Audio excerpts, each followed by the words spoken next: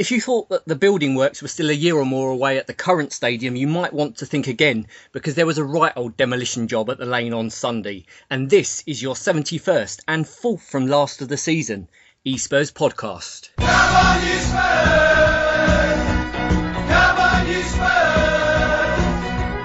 Come on, e-Spurs!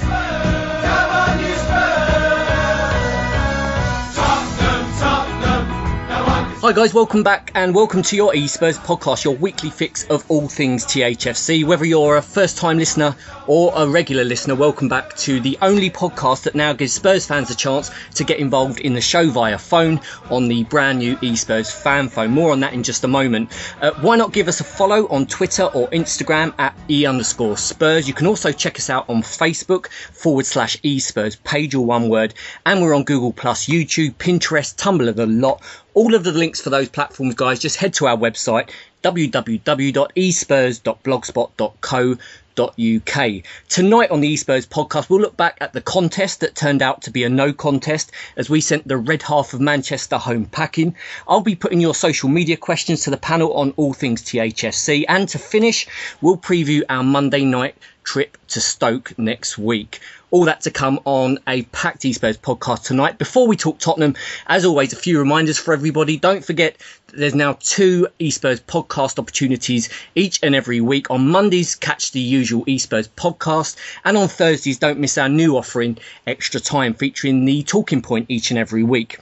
And as you'll know by now, if you listen to the podcast or follow us on social media, the e-Spurs fan phone is back and ready to take your messages on all things THFC. This is our dedicated phone line, guys, where you can leave your thoughts on what you've heard on the podcast every week or anything THFC related and have your message played back on the following podcast.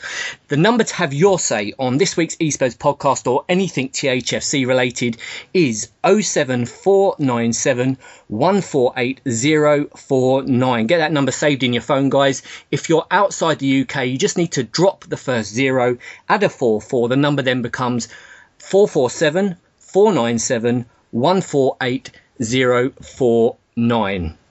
So, to kick off the podcast tonight, let's introduce 4 voices and Spurs fans that you'll know very well by now and ready to talk all things THFC. It's Jason, John, Ricky and Ian. How you doing, lads? Very well, mate, thanks. All good, mate, all good. Good, thanks, Andy. Yeah, well, all good, Andy, thanks. Brilliant stuff, lads, no doubt. Buoyed by yesterday's massive result, huge win over Manchester United at the Lane. Going to come to, as we start talking about yesterday's game, going to come to Jace first up on this one. Now, Jace, after the game, Louis van Gaal was quoted as saying, "I'm sorry for Tottenham, but Manchester United will always be a bigger club." Now, I know there's going to be Spurs fans all over the world now checking themselves into counselling after those comments, and I'm not sure how we're going to cope next season watching Man United on a Thursday at Qarabag next season. Sour grapes? A little bit. There's probably some truth that, let's be fair, they are a bigger club, but at the moment when he says, you know, they got better players and things like that, then he's living in a different world. And certainly I think there'd be a lot of people looking at him and think your time's well and truly up. Yeah, absolutely. The words dodged a bullet, I'm sure, have been used many, many times over the last few days with regard to Mr. Van Gaal. Having said that, huge win, as I say, on Sunday. Really good second half performance. Rick, for you, the list of candidates is pretty much endless in this one, but who would be your man of the match from Sunday? Well, first I've got to say, it's nice for Man United to turn up, showing back the last half hour. In terms of players, I mean, where do we start? Lamela, I thought he outshone. I mean, he could have gone hiding after missing that chance in the first half, but he just kept going, kept persisting, and I'm so pleased with him that he got his goal.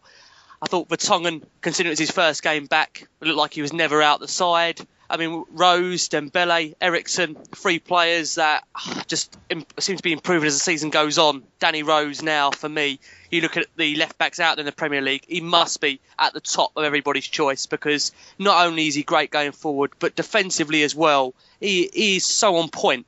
And again, Dembele, there was that point yesterday where he had about 4 Man United players around him, and it was literally, you felt like, Moussa Dembele, you are surrounded. And he somehow still got himself out of it and manoeuvred off with the ball. And Eriksen, I think it was a great stat yesterday that said he's created the most chances of anyone in the Premier League. And, sometimes that kind of goes unnoticed. You don't really see that from Eriksen, but phenomenal performance. And, for another week we keep on, and it's still not over until the fat lady sings. Yeah, absolutely. The dream lives on, shall we say. John, can you remember a more convincing win over United? More convincing, I don't know. I mean, I remember the New Year's Day, was it 96 when we beat them 4-1? 4-1, yeah. In the last, saying to my son yesterday, said, I was so happy because, last time we beat them at home, I was 15. You know what I mean? I'll be 31 in a couple of months. I was going to say, John's now 72, but... when you look at it like that, you think it was one of those games where under this manager, this season, with these players, it's just, hopefully people remember it for a long time, because regardless of whether it was our first win over them for how many years, we just absolutely smashed them. There weren't any part during the game, honestly. I know they had a lot of the ball, but they had one shot on target. They couldn't even beat the traffic. They were never going to beat Tottenham Hotspur yesterday. Yeah, it was so convincing, wasn't it? And I think that's what maybe even surprised some people was the difference between the gap between the two sides on the day. I think Spurs went into the game as favourites, as we know, but I don't think, even the most optimistic Spurs fans would have expected, such a gap between the two sides in the second half in particular. Well, all you could say, Andy, is, to be fair, we had our strongest 11 out, didn't we? And they obviously didn't. But then there's been plenty of times in my lifetime where Man United could turn up with half a team and still turn over the best of what we got. Yeah. So now the shoe's on the other foot. It didn't work out too well for them. So well pleased. Long may it last. And Ian, up until that point, it's fair to say the game was a bit of a scrap, wasn't it? It was quite tight, not too many chances in the game, but as soon as that first goal went in, the confidence lifted. You could see in the players' eyes they had the beating of Manchester United after that, and they went on to completely overrun them. Yeah, definitely. I think we were all worried after the Leicester game that the players would come out and feel sorry for themselves and not put a performance in.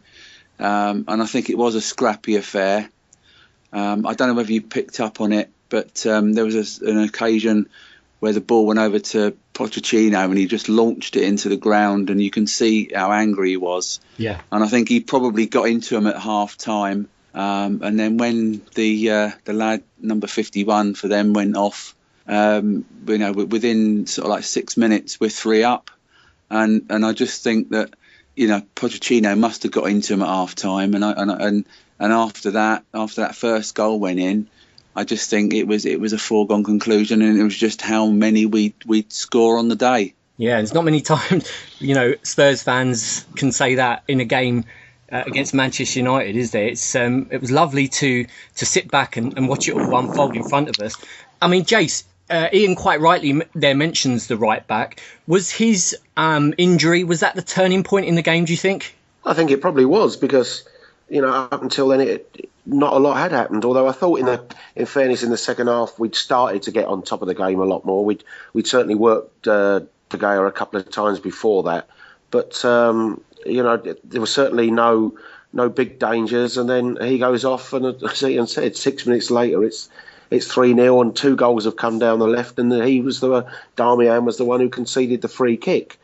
But I think, what you've also seen over the last couple of weeks, I think you saw it at Liverpool when you saw it in the first 20-25 minutes there.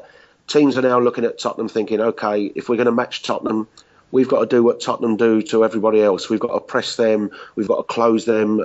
And the big difference is we've been doing that all season to every team. Yeah. And Manchester United did it to us for 25 minutes but couldn't keep it going.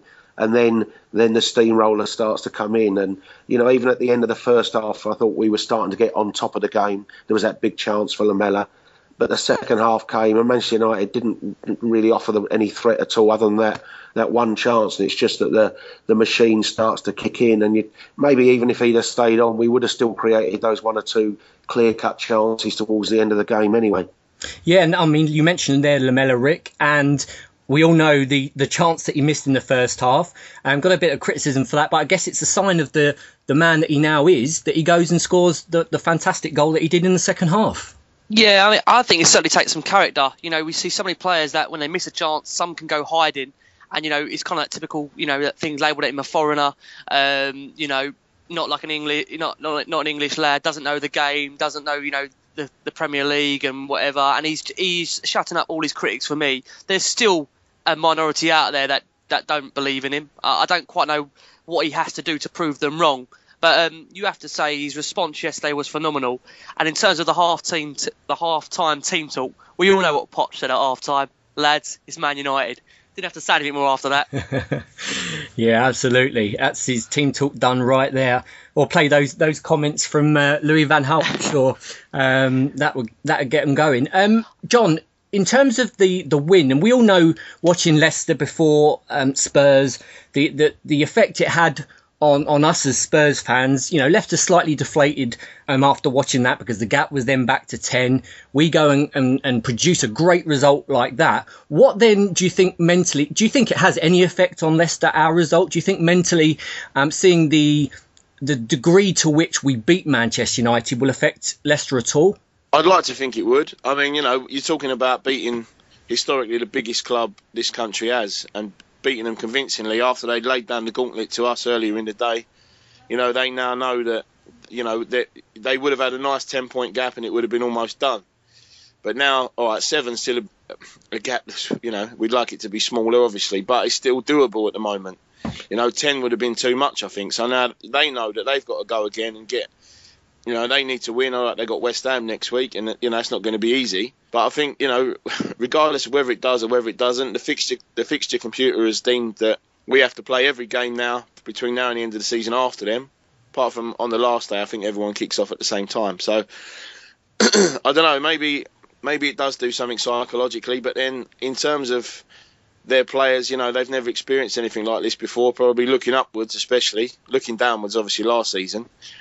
But I think the one glimmer of hope really for me is the fact that if you look at Ranieri's management record, he's never finished higher than second at any club he's been at. I'm pretty sure I'm right in saying that. He's finished second with Valencia, Inter, Chelsea. He's Monaco as well. He won the second division in France with Monaco, but he's never won a first division, if you like, anywhere he's ever been. So maybe he's getting a bit, hopefully he'll be getting a bit jittery. And, their last 5 fixtures, they could be easier.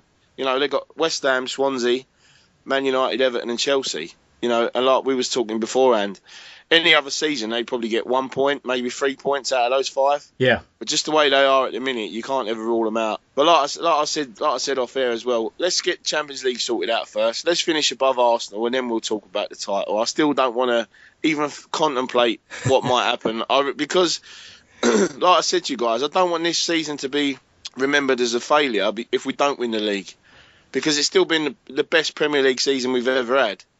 I don't want anything to overshadow that really, because it still be an amazing achievement to qualify for the Champions League and finish above Arsenal in one season, regardless of who wins the league.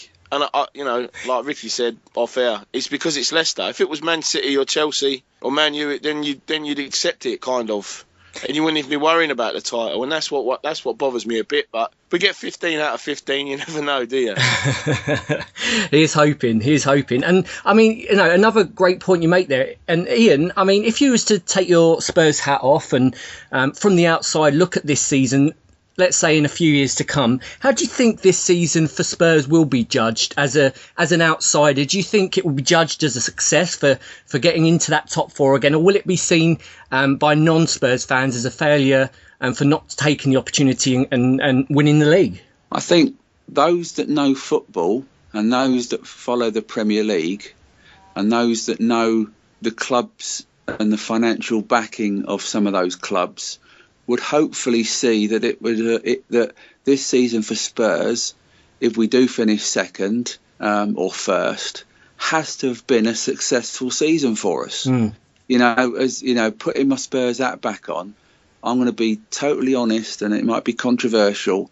I'd have settled for 7th or 8th at the start of the season. Yeah, and just because I thought we still had some work to do. But then now we're getting to the business end of the season. And perhaps trying to set myself up for what might be a bit of a disappointment at the end of the season or not.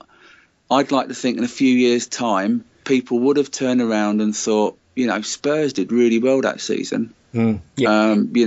Given the fact that they've based their midfield on, their central defensive midfielder on a lad that was brought in to do a sort of a right back, centre back job and be, maybe second choice in those areas. And this lad slotted straight in with Dyer, and he's now, I think he's one of the first people on Roy Hodgson's team sheets, along with Dele Alli. And I just think that, you look at some of the other players that we've brought in and nurtured, and I just think that, we've done a fantastic job, and it's been so for me, I'd hope they would turn around and say, do you know what? Spurs run Leicester, close into that second spot, and and they did a great job. So I'd hope that's what they would say. Here, yeah. I think that's the way that most Spurs fans now see it, isn't it? And as the season gets closer to the end now, I think that's more and more how Spurs fans are starting to think and become realistic about it. How much we have achieved this season. Absolutely fantastic. And Jace, this is going to sound, I know, like sour grapes here, but watching the game on Sunday, watching the Leicester game, not wanting to talk about Leicester too much, but I can't remember personally seeing a side who are top of the league ever playing such, and this is based on the last 2 or 3 games, not just on Sunday, but ever seeing the side who are top of the league in April playing such, let's say, one-dimensional football, unexciting football, unattractive football. I mean, how have we got to the stage where Leicester City are 7 points clear in the league table in April with 5 games to go?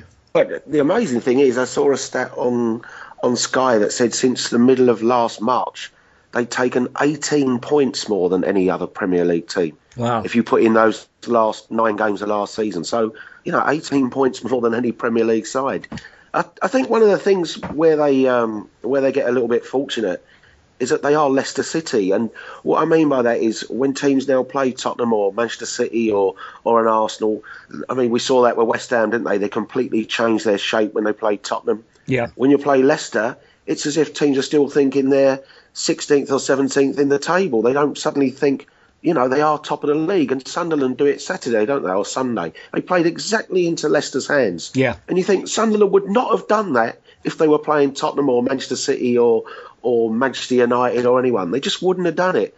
And as much as we all hope Jermaine Defoe would help us out, we forgot about Younis Kabul's impact on a game like that, didn't it? And Younis Kabul just, it was the only one you could compare Younis Kabul to would have been Vlad.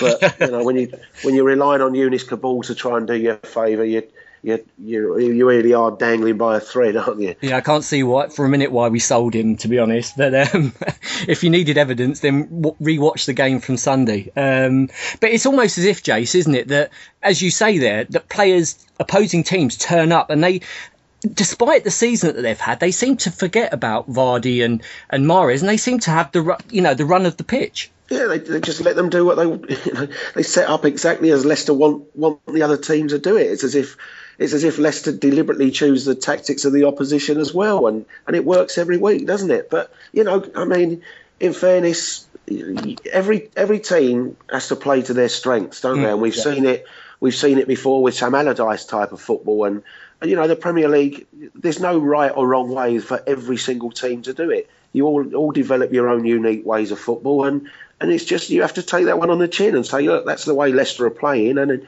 until somebody finds out a way to stop it, including ourselves, we've had 2 chances to stop it this year and weren't able to do anything about it. So we can't complain at other teams, bowing down to Leicester when we've only taken 1 point of the 6 ourselves. Yeah, absolutely. And as you say, they do what they need to do. They're effective in what they need to do.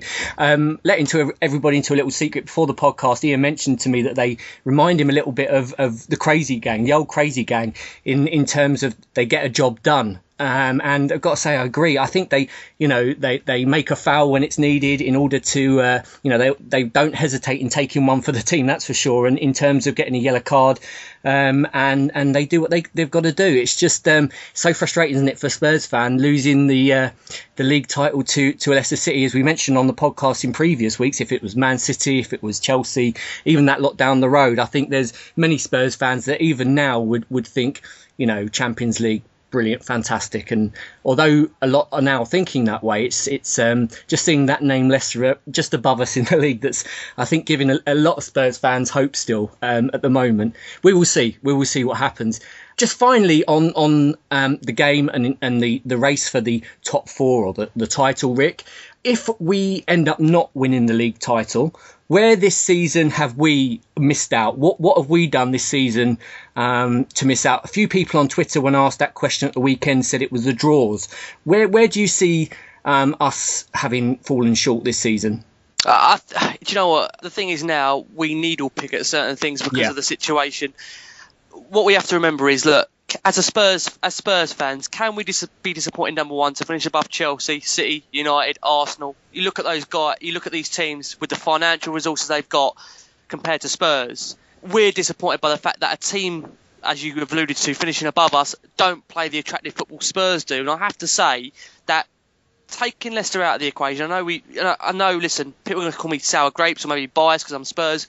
I think we've been the best team in the league. Yeah. Our defensive record shows that. Our goal record shows that. But Leicester have grinded out the results. And you can pinpoint where Spurs have slipped up. You've just said the draws we've had this season. At the start of the season, we obviously, the Everton game at home, West Brom, United even on the opening day, Stoke, we threw away a 2-0 lead. You can pinpoint games where we blew it, but then Arsenal are the same. Arsenal can say the same about even, the title. They've blown it in terms of games where they'll look back. We don't want to be full of regret. We don't want to look back and think if and maybe, but there was times that, this season we may have been able to do a game changer, as you've said, a striker. Listen, it's phenomenal the fact that we've scored 60 goals this season with one recognised striker. That shouldn't be taken out of the equation. It really is phenomenal when you think what we've got. And even NG, who we brought in, hasn't been fit at all. He's been out for 3 months. So when you put that into the equation as well, one striker, 60 goals, we've had a pretty much of a settled team. Potter's rotated. He had the Europa League to deal with for the, pretty much first half of the season. And we've still gone on this phenomenal run. And just a couple of stats I want to throw out there. We're 3 wins away from beating our club record points of 72, which we look like we're going to be on course to do. And even more so than that, we've already surpassed last season's total finish of 64 points. With 5 games left, we're 30-plus goal difference better. Let's just look at those kind of positives. It looks like we're going to have Champions League football in our final season at White Hart Lane. Yes, as Spurs fans, the expectation, what it's like, Andy, it's set so high now. We're all praying in the back of our minds for Leicester to slip up, but we've got to be brutally honest and say that it would take something monumental to do it now. And all we can do is, like John said, is focus on winning our 5 games, see where it takes us, and if we can go into the last day with it still on a plate and it between us two, obviously you take that. So let's focus on our games, win our games, and see where it takes us. Absolutely, mate. Well said. And we're all going on a European tour next season. Exactly. let's hope it's the top tier competition. I'm sure it will be. There's 18 Premier League teams that would love to swap places with us. This, like Ricky's just said, it's not over yet. But there's still 18 clubs who will swap places with us. Look at Aston Villa, for Christ's sake. It ain't over yet. Absolutely. Well said, mate. And so much to look forward to, isn't there, next season? If you want to look ahead that far, even, it's the future's bright. I'll tell you what, lads, shall we do some questions? Let's open up another can of worms and get the questions from our followers on social media, the Twitter and the Facebook. You guys once again have been great in sending in your questions for the e-Spurs team via Twitter, Facebook, all the other platforms that we use out there. So as always, let's put your questions to the e-Spurs team. First up tonight, we're going to Jace. Your question, Jace, is from Caterham7 at Georgia USA Spur on Twitter. And he asked, Ferguson held the class of 92 together for a decade to achieve United's dominance. Will Poch be around long enough to do the same? Well, judging from his press conference before this game, he spoke so highly of the club. He said, when they said to him, "Would you sign a contract?" He said, "Why not?" He pointed out all the reasons why you'd want to stay at Tottenham and why you'd want to be at Tottenham. So, I certainly don't worry about losing Poch for the next 2 years or something, as long as they do sort that the justified pay rise for him out. But of course, the one thing that Manchester United did with that class of '92 is that they did win the league, and they did continue to go on and win trophies, and that will always help a club stay together. So that's got to be the target, isn't it? That wherever we finish this year, be it second or third, we have to build on it next year, and we have to start 2 bits of silverware back in the trophy cabinet. And if we do that, then there's no reason why players will leave, because the financial benefits will also come in that way as well. Jace, in terms of the trophies you mentioned, they're obviously second in the league at the moment. Top 4 would be an amazing achievement. How soon do you think we need under Poch to start picking up trophies? Well, I think there'll be a big demand to certainly win a trophy or something next year. Now, you can't pick and choose trophies. We've said that before. You can draw a Real Madrid in a Champions League game. You can draw a Manchester City away in the quarter-final of a cup when the bits of luck go your way. But you certainly, the more big games you play, the more big games you win. You don't start to worry when you get Manchester City away or an Arsenal away, and that's the stage that we've got to get to.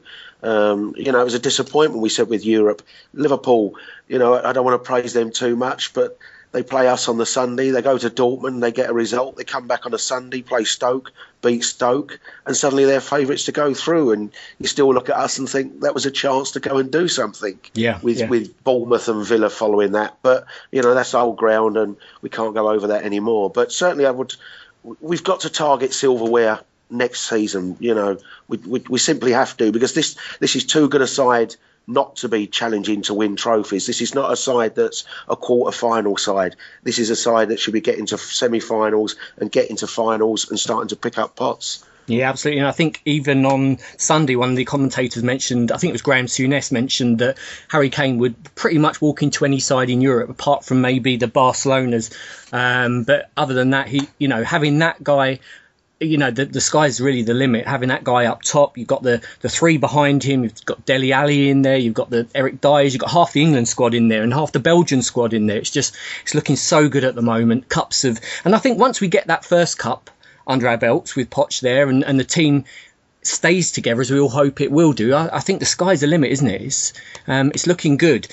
John, let's go to John next up. Question from Richard Tugwell at R Tugwell. He asked, how do you balance inevitably adding to the squad in the summer with keeping the fantastic team spirit we have had this season? Well, I think, we've got the right people at the club to make sure that does happen. This season, if anything, has gone to show that if you can sign the right players for the right price, even if you haven't got £200 million to spend, if you spend it wisely, like we have, then the same as Leicester, really, with the likes of Mahrez and Kante and players like that, they plucked from nowhere. And the same with us, excuse me, with obviously Dele Alli's the one that stands out from being obviously a League One player a year ago. So, I think it's more important now to have someone like Pochettino at the club, because he'll make sure that that's not an issue. We spoke about Ibrahimovic off air.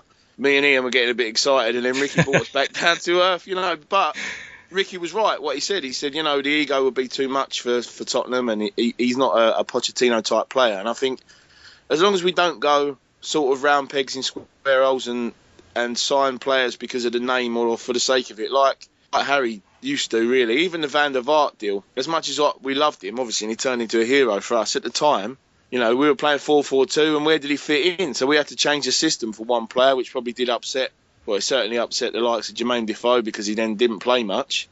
So, but I don't fear that would happen under Pochettino, because it's not happened yet, and I trust him implicitly. Even if you look back through his managerial record, I think the only transfer that's gone massively wrong for him was probably Danny Osvaldo at Southampton, who ended up kicking out of the club for, I think it was a training ground bust-up or something, wasn't it, where he had a fight with a teammate. But even the players that, maybe he wasn't too sure of, the likes of Stambouli and Fazio, he don't muck about. If you come in and you don't impress, you're gone. you know, and then we move on to the next. But there hasn't been anyone this season, and no one in this squad really that you could say, well, he's causing us a problem or he's not good enough or whatever, because everyone's got a role to play under Pochettino, and he knows, you know, the players seem to know what that role is, and he's getting the best out of players. Let's be honest, we haven't got the second best squad in the league, you know, so it's the manager. There's nothing else that you can say really about that. I don't think it's a fluke, because I can't see us dropping with Leicester. I can see, even if Leicester win the league, I can see it finishing 15th next season. With Tottenham, you know, that won't happen. We'll still be up there in the top 4 or 5, you know, so it's just about, you know, don't forget Poch is a bit of a baby really in terms of how long he's been a manager for as well, compared to someone like Ranieri, you know, so I think he's learning with each season, and we're learning as well the kind of manager that he is and the kind of player that he'll bring in. And if we don't get any marquee big money signings, you know, especially after last summer, then we can't really grumble, and we're not going to, well, I'm certainly not going to start going, oh, I wanted him, because he obviously knows more about football management than I do. You know, as Ricky said earlier, we've scored the most goals in the league with one striker. Yeah. You know what I mean? Stats like that, you think, blimey. Yeah. You know, if you look at the first half really on Sunday, Ali had a quiet first half really. You think, oh, maybe, you know, we've got Chadley on the bench, and then. But what do I know? I mean, John, can you see ultimately, looking at things, obviously you mentioned there we haven't got the 300-400 millions to spend that the Man Cities, the Chelseas might have. So although we're second in the league this season, ultimately, can you see Spurs with Pochettino being able to compete in the long term without those financial resources every summer? Well, I think we underestimate how much money there actually is available in the club, if I'm being honest, because I think it's just because, again, Pochettino's not the kind of manager to go, oh, I need a player quickly, I need to appease the fans, give me 40 million so I can go and waste it on this knob from Brazil. He ain't that kind of manager, I don't think.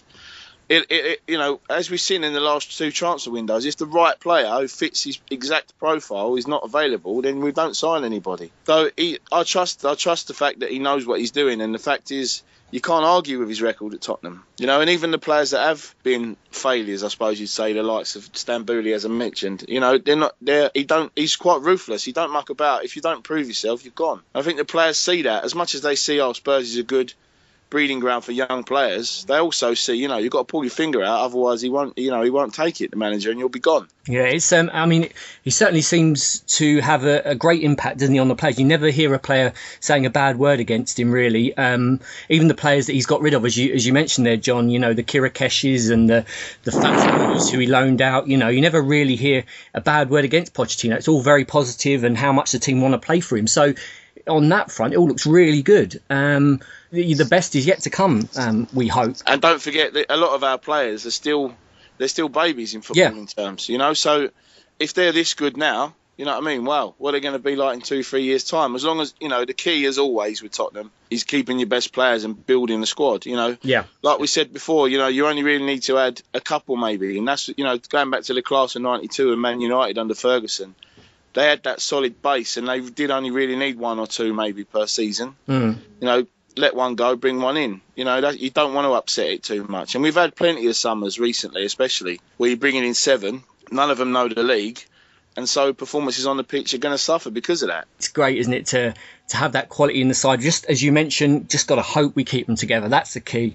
And we have, whether we like it or not, in the past, whether the players wanted to go or not, we've sold them. The likes of Berbatov wanted to go, Keane wanted to go. So our hand in that was false, wasn't it? But, you know, we've got to start keeping these guys around now if we want to be successful. It's that balance between a business and a football club, which we've debated so many times on the podcast that, you know, let's hope now they start to, with Poch at the helm, start to realise that, you know, the football is as important, if not more important, sometimes than the balance sheet. It's looking good. Last question of the night, lads. We've got 4 on the podcast tonight, so let's put this as a joint one to Ricky and to Ian. This is from Michael Canane. He is at Ferry Brian. He asked, now that Vertonghen is back in the starting lineup, do you think that Wimmer has another position he could play in the side, as he was very unlucky to be dropped? Let's go to Rick first up on that one. Not for me, no. I think, listen, number one, he didn't do anything wrong to get dropped, but this is the fine balancing act. A lot of people, I don't want to speak about Arsenal, I don't like speaking about Arsenal, but I will on this occasion. on the Saturday when they played, a lot of them said, Petr Cech is back in the squad. Why is he not playing? Why are they sticking with Ospina? You look at Pochettino on Sunday. There was no doubt about it. Kevin Wimmer's done nothing at all wrong to get dropped. But the fact of the matter is, it's the business stage of the season. It's 6 games to go. You have to play your best side. And again, I'll say it. Wimmer done nothing wrong, but Vertonghen, for me, is a better defender than Kevin Wimmer. I know Wimmer's been bigged up a lot, for these performances, and you can't argue. Listen, the guy's done next to nothing wrong, but you can't argue the fact that the telepathic understanding between Vertonghen and Alderweireld is there for all to see. So really, for me, he made the right call bringing Vertonghen back. Wimmer, for me personally, I only really see him as a centre-back. I don't see him as a central defensive midfielder. We don't know if he's got the capability to play as a full-back. We haven't really seen it, but then we may not need to see it because we've got adequate cover in those positions with Davis and Trippier to come in if needed for Rose and Walker. So it's going to be one of those situations where it's going to have to be an injury that's going to force him to come back into the side. And I think Wimmer himself, when he came across to Spurs, I don't think he expected to be straight in the side. The same way when we signed Ali, I don't think Ali expected to come straight into the Tottenham side. Yeah. You have to bide your time. You have to wait. And the fact of the matter is that, listen, you just see on Sunday the understanding between Vertonghen and Alderweireld. It's telepathic. They get each other. They understand each other. When one goes, one sits. You can't really teach that. Some defenders have it. We've waited so long to have that kind of partnership. Even when we had Ledley and Dawson, for as good as they were, still we conceded quite a lot of goals. And Ledley, probably one of the most Rolls Royce of a defender. We have waited so long to have a partnership where both defenders are capable enough, are good enough, have got the footballing ability. And not only have they got the footballing ability, they've also got the mental side of the game right as well. They both know when to play the ball. We've had players like Kirakes, we don't even remind, and Kabul. Some of these players that think, they've got the capability to play football, but really, they don't. So it was a very, very... Some will say it's very, very harsh to drop Wimmer. For me, it was Pochettino making a decision based on the benefit of the side to get the result. And you can't argue about it because Vertonghen really looked like he never was away from the side. So, in answer back to your original question, I don't think there's another position for Wimmer. I think he's a centre-back and he'd have to bide his time now and wait for the opportunity. And when that comes up, I'm sure he'll take it like he done when he was given the opportunity. Did a fantastic job, didn't he? Real quality in there and never put a foot wrong. And I think that's where a lot of the questions come from. But Jan came straight back in seamlessly, didn't he? Fantastic on Sunday. What a performance for a first game back in goodness knows how long. And what a player. And Ian, just to go back to the question, should we use Wimmer elsewhere in the side? I'm going to play devil's advocate because I always think it's good to have different views. Not that I disagree with Rick, but I'm going to just put a different view to the question. We all would be sat here a year or so ago, and I don't think any of us would have predicted how successful Eric Dyer would have been stepping up into that role. Yeah. Now we have to consider that Kevin Wimmer is an Austrian international, and I'm just putting it out there. I am wondering if push come to shove, whether he could do a job for us in that defensive midfielder position. Because, at the end of the day, your job in that role is to screen the back four. So you have to have that sort of psychology that you are a defensive person, not an attacking person. What I love about Eric Dyer is that I think he's been around the Sporting Lisbon Academy long enough to be able to seamlessly drop into each of the roles that we've asked him to play. And I'm just wondering whether Wimmer could do a job for us if push come to shove. Well, Pochettino, Ian, certainly seems to like that type of player, doesn't he? We've seen in Son that type of player who can play multiple positions. Son, in Dyer, as you mentioned there, and G would be another one. So It's quite possible that might be in the back of his mind. Yeah, as I said, going back, I do agree with what Rick said. I'm just trying to think, could he do a job? And I'm wondering whether Pochettino sees enough of him around the training to think, do you know what? If say, for example, Dyer gets injured or, God forbid, and we're struggling, then maybe he is someone we could put in there. Should just mention, don't forget to tune in on Thursday for Extra Time, which we'll be talking about exactly that. Wimmer and Jan Vertonghen. Is it right to put Vertonghen straight back in the team? Does Wimmer deserve to continue in the side? Really interesting debate, that one. We've got some great responses from you guys also, so don't forget to tune into that one on Thursday. That's your questions, guys. Thanks again for sending those in to us each and every week, which you do, and without foul, and some great ones tonight, and certainly whet the appetite. Got the lads thinking, and hope you enjoyed what you heard. Don't forget, if you want to have your say, give that e-Spurs fan phone a call, guys. Let us know what you think about this week's questions that you've just heard. If you've got something to add, if you agree or disagree with the lads, don't forget to give us a call. The number for that, as I mentioned, is 07497 148 049. If you're outside the UK, just drop that 0, add a 44. It then becomes 447 497 148049. Have your say on the podcast, and you could be listening to yourself on next week's episode. On to the preview, guys. As always, the last part of the podcast each and every week. This week we're looking forward to a Monday night game against Stoke. Now, as you may or may not know, our next 3 games fall on a Monday night. There's been a lot mentioned about how Spurs, for the remainder of the season, apart from the last day, are playing after Leicester. Jace, does that put Spurs at a disadvantage, do you think? And if so, how much of a disadvantage? Well, whether it's a disadvantage or not, it's the fixture list is what the fixture list is, isn't it? So it's pointless moaning about it. And it doesn't really matter whether we play first or last. The net result is you have to win your games. So, I always say everyone kicks off on the same weekend of the season and everyone finishes on the same weekend, and, just have to take the fixture list as it comes out for you. If it can work in your favour if Leicester do slip up, because you think, right, now it gives you a little bit more of a bonus, of a boost rather, to go into the game. So I don't worry too much whether we're playing before or after them.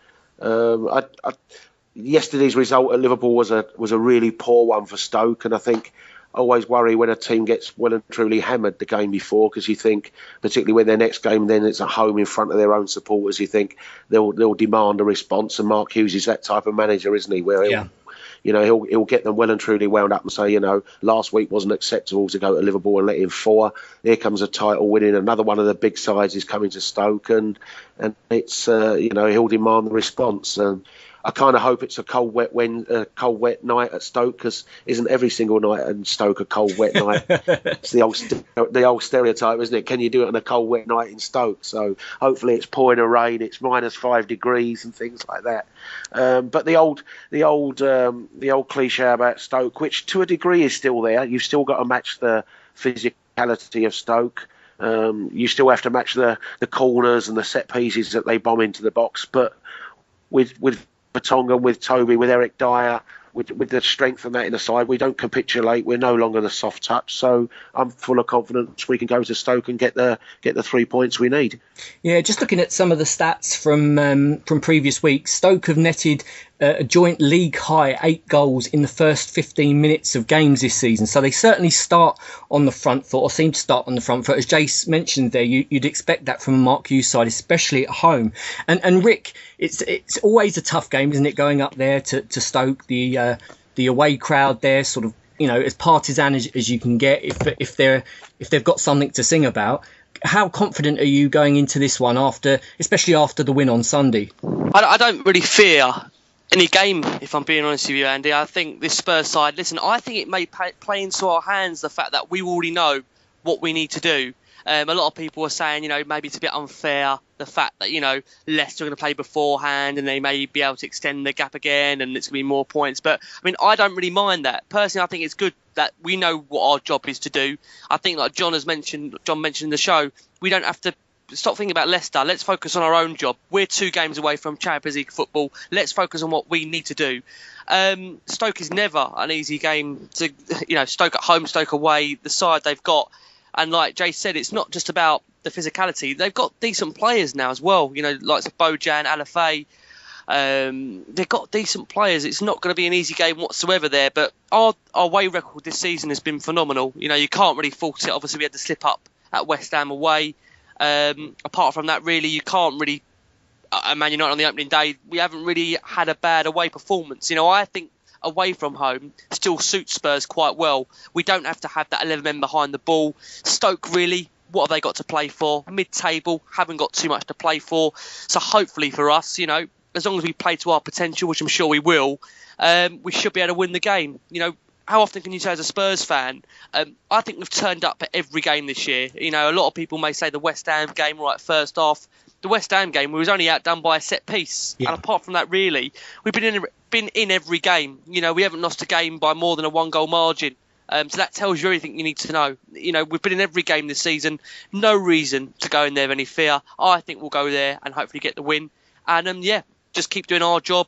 Let's just focus on us. Arnautovic is another danger, you would think, in the Stoke side. He's had a hand in 15 goals this season in the Premier League, which incidentally is the most of any Stoke player ever in any Premier League season. So he certainly had a great season.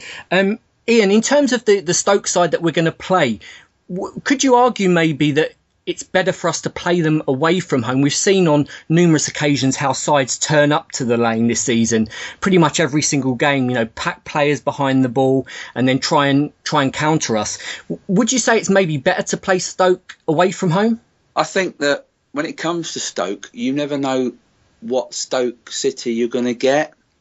I've been up there a few times in the last few years, and you either get a really compact team against you, or you get a team which you can get around and you can get a result against. And I think we've discussed this before when it comes to Stoke. Going on where we were last year, we didn't turn up last year, and it was the one game that I thought that we were poor at. And I just want us to go there and think to ourselves, we need to go there, we need to win.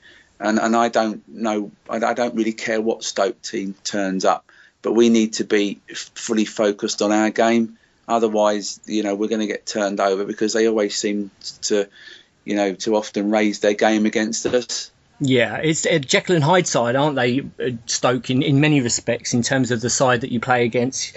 Always, I mean, they've only lost 2 of their last 8. So in that respect, they haven't been poor this season. But you really could toss a coin in many respects, and as to what Stoke side you're going to be facing. John, just to finish up on the preview for this one, 6-1. I had to get it in there. Yeah, I took a bit of stick on Twitter for saying that yesterday. But quite honestly, Man United had 1 shot on target, so if we'd have let that one in and De Gea had not saved a couple, you never know. But went far off. No, I think really it depends. Like Ian just said, Stoke are such a unpredictable team, really. We were 2-0 up first home game of the season, looking comfortable against them, and it all went pear-shaped. So I just hope it doesn't happen again, but I don't think it will. There always is the fear of a performance following a big defeat like they've just had, where the next team they play receives a bit of a backlash. And certainly in previous years that would have worried me. But I just think our team's good enough to cope with that. And I'm not going to say, it's only Stoke or whatever, but any team really. There's been no one in the in the league who I'd fear playing. Even Chelsea away, I'm not overly worried about that. I know the record's bad, but then there's been plenty of records that we've smashed this season, including yesterday in the 15 years of out of home win against Man United. So I would say I think we'll win by 1 goal. I could see it obviously in a away win 2-1. I think to Spurs on Monday. Even if they do come out Excuse me. As you can tell, I did give it some yesterday at the game. Yeah, I should mention John was at the game yesterday, as you can tell. Yeah, no, I can see us turning them over there. They're not the kind of side that I think are good enough to. I'm going to get cocky now, aren't I? Then I can't see them troubling us. I can't. After watching, I only saw the highlights of their game yesterday, but they didn't look great. And we look so good at the minute. You just think, well, ultimately our aspiration is to qualify for the Champions League and more, possibly. We've got to win away at Stoke. As simple as that. Yeah, and of course we've got that great record that has been published many times, that even if we do go behind in a game, we've got the best record in the league at being able to come from behind and take a win. So John's being conservative this week compared to the 6-1 of previous weeks. Just a 2-1 this week for John. Let's do a roundup of the lads. Let's go to Jace. I'm going for a 2-1 as well. Yep, 2-1 for me. A close 2-1 on a wet, windy night in Stoke for Jace. And Rick? Yeah, I can also see it being 2-1 Spurs. I don't want to sound boring, but yeah, I'm going to go with the same 2-1. Listen, I'm going down the bookies after this now. 3 2-1s in a row. Ian? My prediction for Monday, I'm going to go 2-1 to Spurs. We have a full house, ladies and gentlemen. 4 2-1s. I think it's the first time we've ever had that on the podcast. After 70 odd episodes, we've got a complete agreement across the board on a 2-1 win for Spurs. So expect Stoke to win 4-1. Guys, that's it for this week on the e-Spurs podcast. Hope you've enjoyed what you've heard. I hope you get in touch with us and let us know what you think with the lads you've heard on the podcast tonight. And don't forget to have a look at our social media, because if you want to get in touch with the guys from the podcast, we publish their Twitter handles when we advertise the podcast on social media. So you can have your say direct to the guys, whether you agree or disagree. We'll be back after the Stoke game next weekend, of course. Don't forget to get in touch on the fan phone and have your say on the podcast this week. The number is 07497 148 049. Outside the UK, it's 447 497 148 049. Of course, we'll play the best of those calls back on the podcast next week, as you heard earlier on in the show. And don't forget to look out for our extra time episode on Thursday, when we'll be talking about the battle between Wimmer and Vertonghen for that centre-back spot alongside Alderweireld. Other than that,